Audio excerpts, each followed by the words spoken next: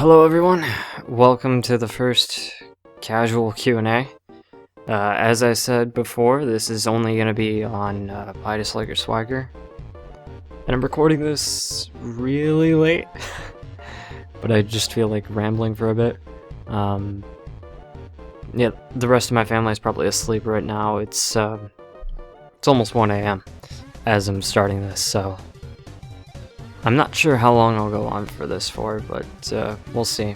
I'm just gonna go through a bunch of different questions that I feel like I could talk about for a while, or maybe not, but I'm gonna go for the more serious questions. I know there were a lot of joke questions asked, but I don't feel like answering everything, so I'm gonna be fairly selective, but at the same time I didn't organize this, so I'm just gonna read from the oldest to newest and pick what I want, and likely the questions in that first video will be answered in a second one. I really doubt that I'm gonna go through all of these.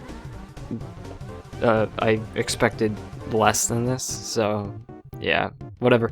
It gives me more material, so I can't complain. But yeah, let's get started. RW- asks, aside from reaction videos, have you ever thought about or considered other YouTube things like PMVs, animation, etc.? And Andrew Baxter partially answered this. He's right. He did make some SFM animations in earlier this year, and I'm hoping to make more, but there's a lot of limitations for SFM when it comes to my laptop. You have no idea how long it took me to properly render that last scene from Crazy Equestria. It was mostly, I mean, maybe I just need to be more selective about the maps I choose, because that scene with Fluttershy took forever, but I imagined it, so I figured, okay, might as well do this, and yeah, I was literally, like, babysitting my laptop, checking on it, blowing on the fan, like, every couple of minutes, just to make sure it wouldn't overheat. That's how bad it was.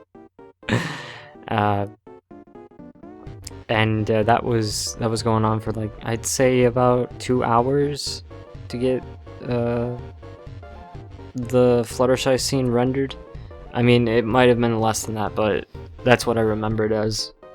And yeah, that was the Crazy Equestria was so frustrating.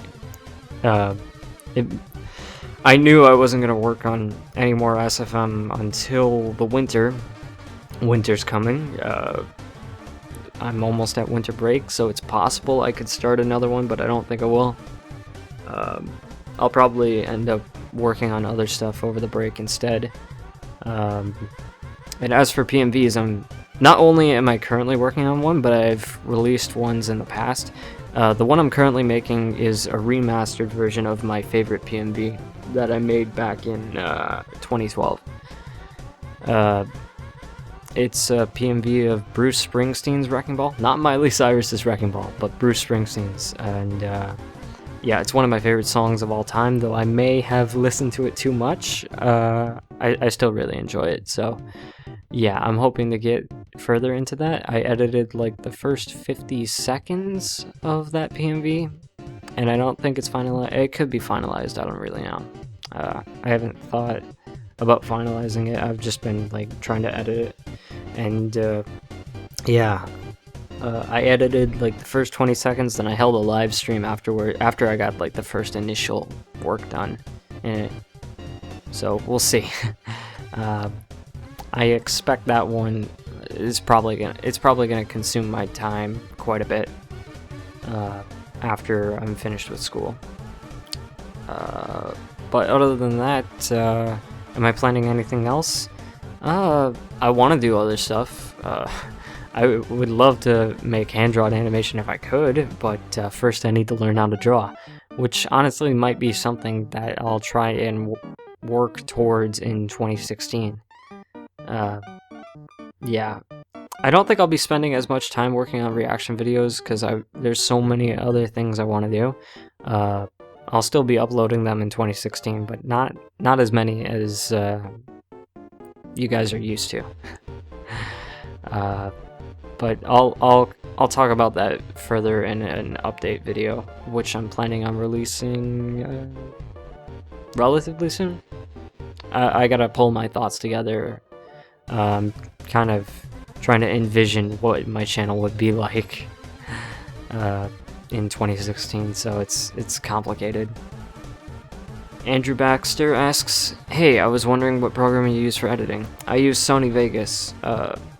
Now, generally, people think that the only good editing softwares cost hundreds of dollars. That's mostly true, and it would be totally true if you asked that in like 2013. But you have two options for free editing softwares if you really take the time to dedicate yourself to learn them. The better option is probably HitFilm 3 Express. I got Danny Martian to use it after his Premiere trial expired, and he was like, "Well, I can't make videos anymore." And I was like, "Well, try this," and he's using that now. So yeah, it's proof that you spend enough time learning the software, you should be able to do just fine. So that's what I'd go for first. I tried learning it, but I had a lot of difficulties because it was very different from what I was used to. But if I was forced to, I'd be able to learn HitFilm 3 Express. It would just take some time. And it also doubles as After Effects too, like special effects and stuff like that. So if that's something that you're interested in looking into, you may want to consider that. The other free editor is Lightworks, and I heard it was really hard to use. And it was like even more complicated than HitFilm 3 Express, which kind of blows my mind. But yeah, you know, if you're looking for another option, that's your other option for free editing software. Or you could do what you want because the pirate is free. But yeah, I use Sony Vegas, and I've been using it since like 2012, so I'm very familiar with that software.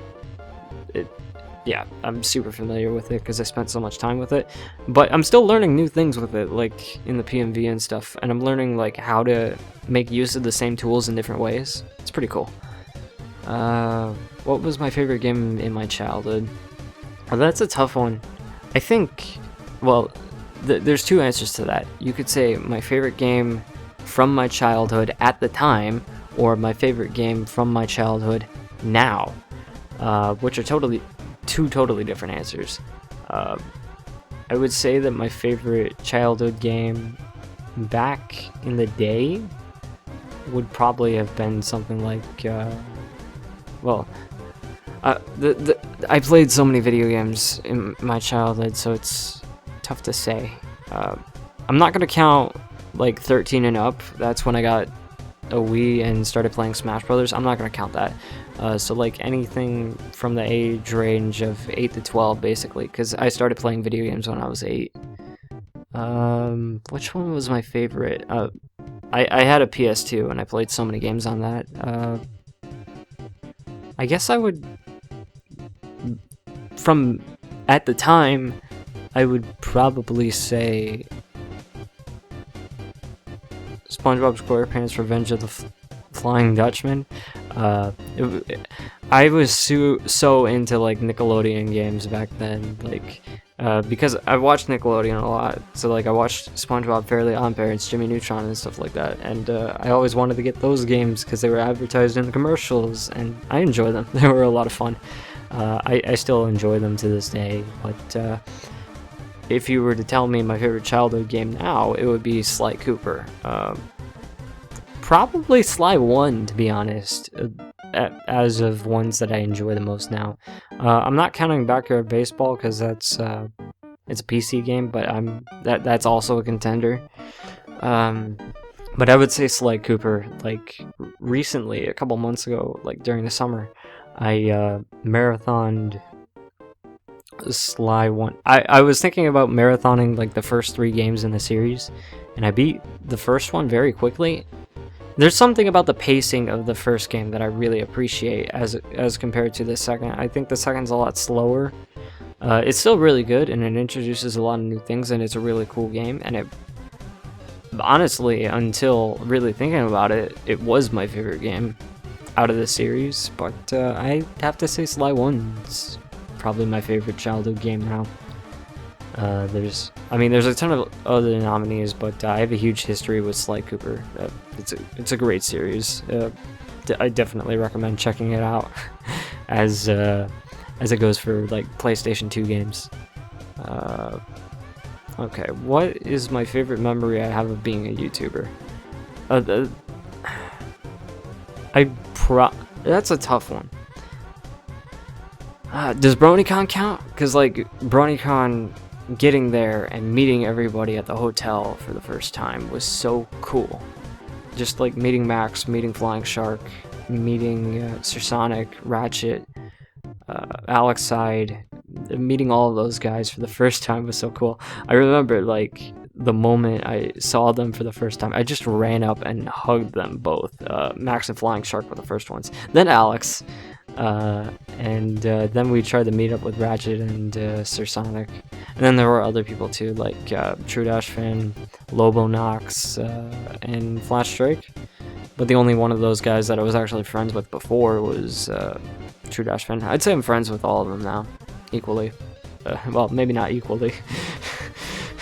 That's a little touchy. Not gonna get that much into it. But you know what? I'll answer the other part with your other part of the question. What is the funniest thing I've ever... You know what? I can't say that, actually. The funniest thing I've ever reacted to was Princess Celestia being deep. Like, nothing tops it. But a special nominee and another great memory of me being a YouTuber is definitely seeing Reactors Like Cherries, the Lost episodes for the first time. If you're not familiar with the Reactors Like Cherries series, it's a little series I made with a bunch of reactors in it.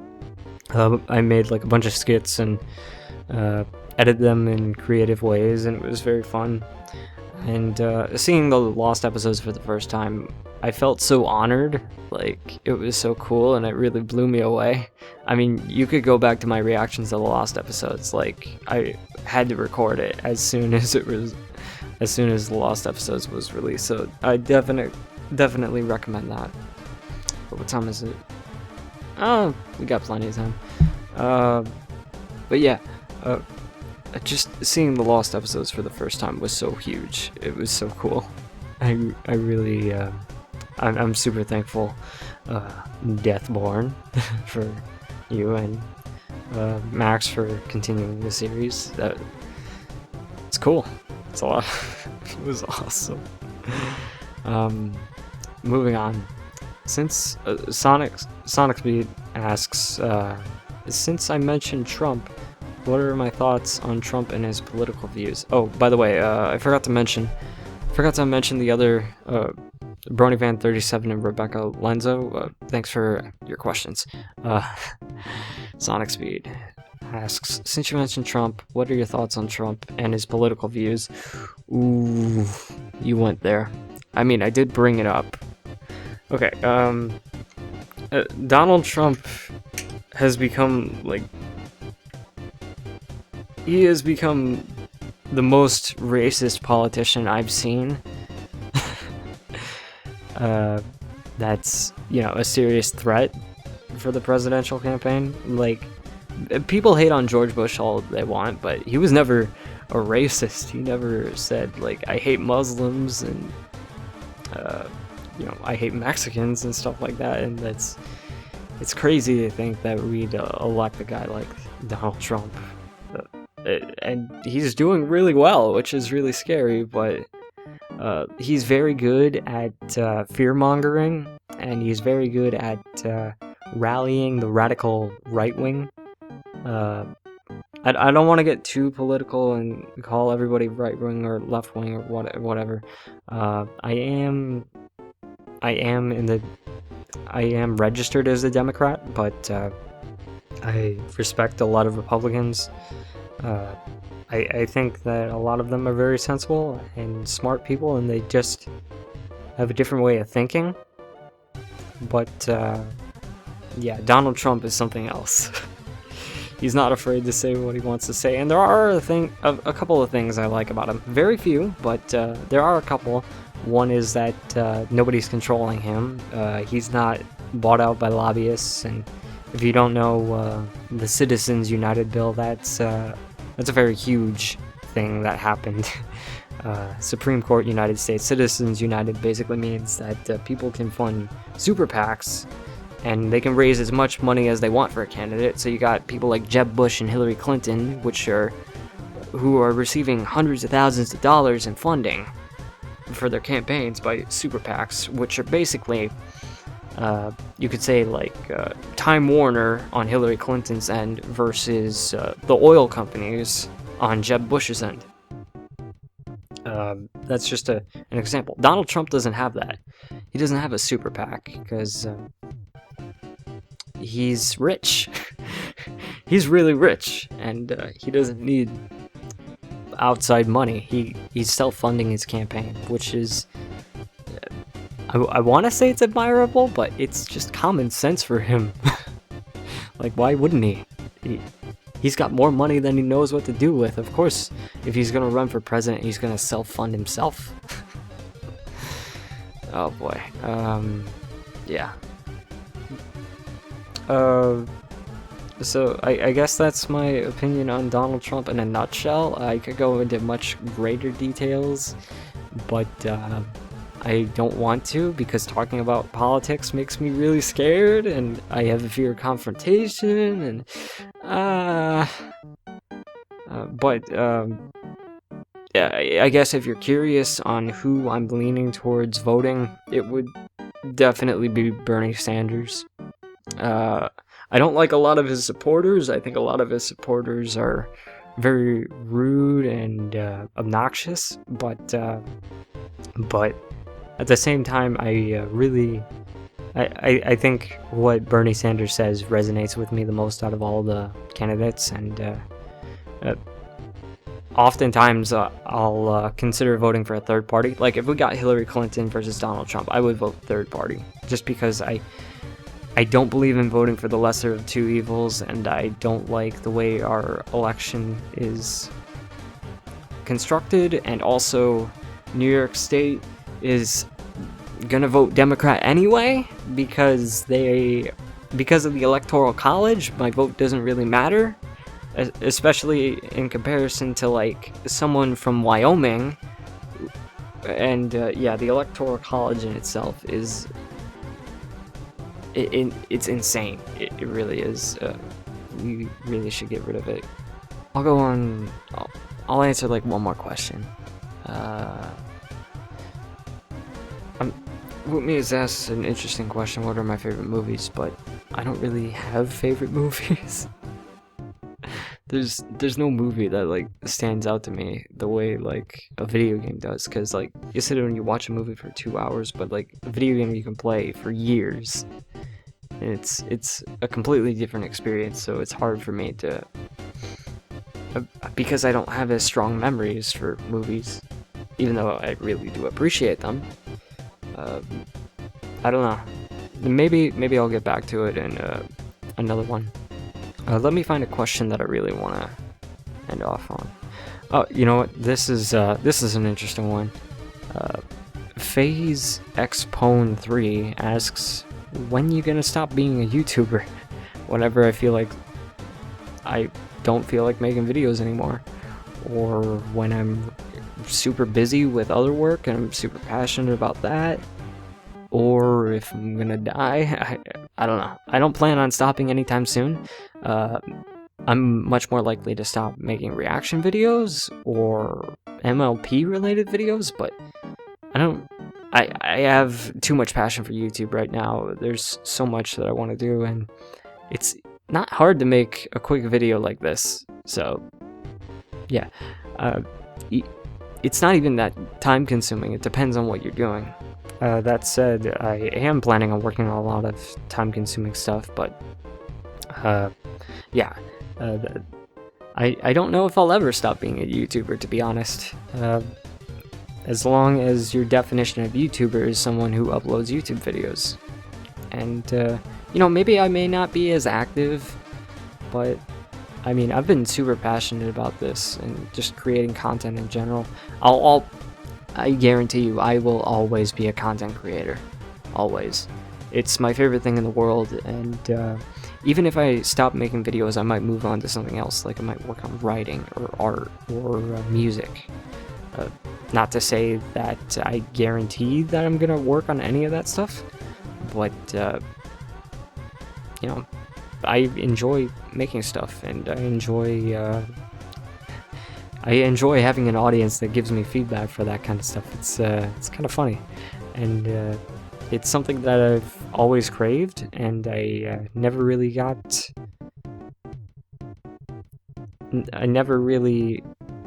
saw this stuff happening, and then it just happened, and you know, I've got close to 8,000 subs now. That's mind-blowing. It really is. Okay. Yeah, there's plenty of other questions in here, but those are the only ones that I really feel like answering. I'm sure I'll answer plenty more later, but yeah, I don't want to be too loud, and I don't want to keep talking and possibly keep my sister up. So I thank you guys for listening, and I hope to see you in a future casual Q&A. Alright guys, take care, and peace out.